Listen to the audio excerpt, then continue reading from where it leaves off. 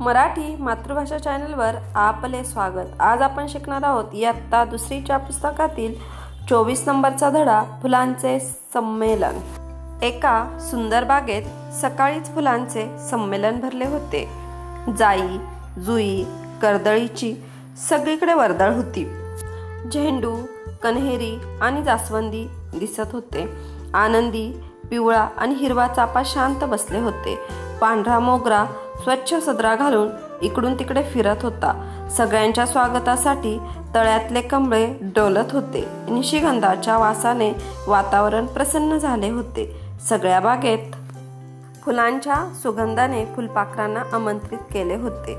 एवढ्यात एका फुलपाखराने संदेश आणला, चला चला फुलांचा राजा आला, चला स्वागताला। सगळी फुले सावध झाली, आपापल्या जागेवर ताट उभी राहिली। मग गुलाबाच्या लाल टपोऱ्या सुंदर फुलांचे ऐटीत आगमन झाले। बागेतल्या उंच कट्ट्यावर गुलाबराजे बसले। सगळीकडे शांतता पसरली। सदाफुलीने छान गाणे म्हटले, झेंडूने गोष्ट सांगितली, फुलपाखरांनी नाच करून दाखवला, निशिगंधाने गुलाबरावांचे स्वागत केले। जाई जुई बाजूला उभ्या राहिल्या आणि गुलाबराजे उभे राहिले। मोठ्या उत्साहाने त्यांनी आपले भाषण सुरू केले। माझ्या सुगंधी मित्रांनो आणि मैत्रिणींनो, या संमेलनात आपण माझे स्वागत केले। माझे मन हरकून गेले। मी आज खूप आनंदी आहे। आजपर्यंत सगळ्यांच्या स्वागताला मीच पुढे असायचो, पण आज माझे स्वागत मन अगदी प्रसन्न झाले। मित्रांनो, आपला सुगंध असा सर्वत्र दरवळत राहो। प्रत्येकाच्या जीवनात आनंद फुलावा असे मला मनापासून वाटते। धन्यवाद। सगळ्या फुलांनी पाकळ्या हलवल्या, जणू काही त्यांनी टाळ्याच वाजवल्या आणि तिथेच फुलांच्या संमेलनाची सांगता झाली। अनन्याला अचानक जाग आली आणि पाहते तो काय, तिच्या वाढदिवसाला सगळ्या मैत्रिणी हातात वेगवेगळी फुले घेऊन आल्या होत्या।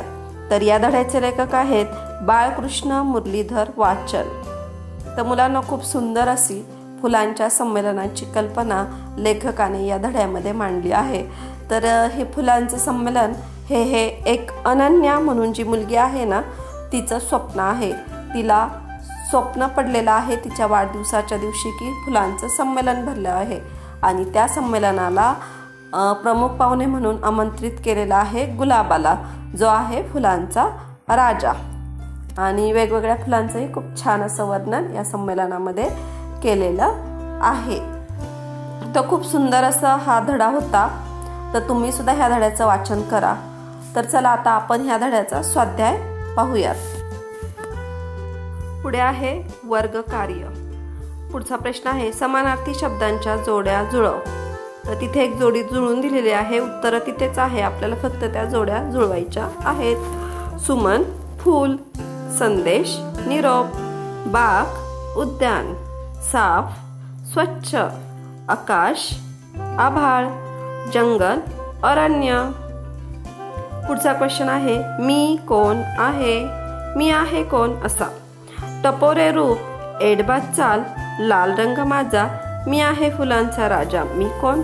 आत्ताच आपण धड्यात पाहिलं फुलांचा राजा कोण आहे, गुलाब। पुढे आहे बोलत नाही कोणाशी, पिवळा रंग अंगाशी, मी कोण।